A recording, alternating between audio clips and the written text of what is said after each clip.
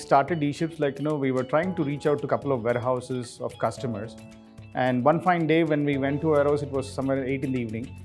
And then we happened to see some pickup boys of courier companies come and write manually on a piece of paper about the parcels. So they took almost 7 to 8 hours of continuous midnight work processing the shipments. So we said that if this is so manually done, can I automate this process? We said, can I automate by connecting two systems? System one is like ERP, or could be a sales platform, to the logistics partners platform. So that's how the journey began. We give real inputs on the ground, what is the pain area for a customer. And with that, the solutions are designed. With design, we are trying to reach to the customer, and customers see absolute value in what we are selling. Hence, we are able to create greater value proposition, and customers are saying that, okay, I need this solution now. And post-COVID, we have had very great traction, stating many things were manually done, now they want to make it contact us. The biggest of all issues was hiring process. So when we started, it was more of a house from where we started, and people, even if you are able to find good staff, as of current scenario, the challenges which we have seen is more of how do we scale. So although the products are ready, although the solutions are ready, we have some partners, but it is not digitally distributed.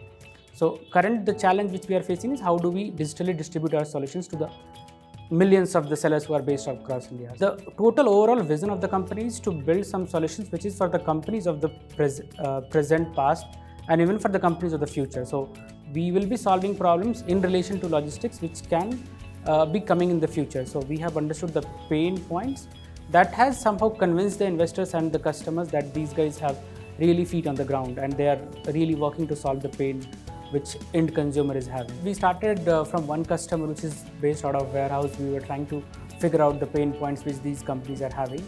At that moment of time, we understood that it's going to be a long journey. It's not going to be that we'll be starting and then taking off immediately. So we started with 20 packages a day, and now currently we are doing 25,000 packages a day. And overall, we have processed close to around 4 million shipments in just 1 year of journey, provided COVID was also in the picture. So the growth has been substantial. In terms of revenue wise also, we have seen that we have grown from close to around 1 lakh rupees as MRR to close to 14 lakh rupees of MRR. It's a 14 times jump in 1 year only. We have been hearing a lot about JioGenex. Somehow we got that connection at the right moment. We applied and the application process was completely smooth. And we were able to do it within half an hour. Reliance being the largest firm in India, so everyone look up to Reliance in terms of the scale of operations they have handled.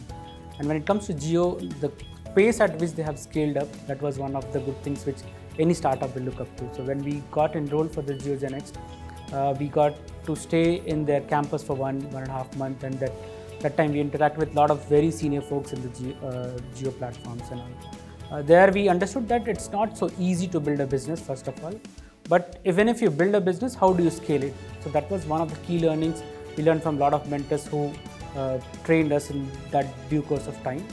That is somehow helping us in current scenario also, because those learnings were very important to understand the pain points which any businesses are going through, and how do you leverage your connects in the market and scale up faster. We are focusing more on data science and machine learning, and also to make sure that I cater from not the very small segment. We are trying to spread across to all geographies, especially in India first, and then go into Southeast Asian continent.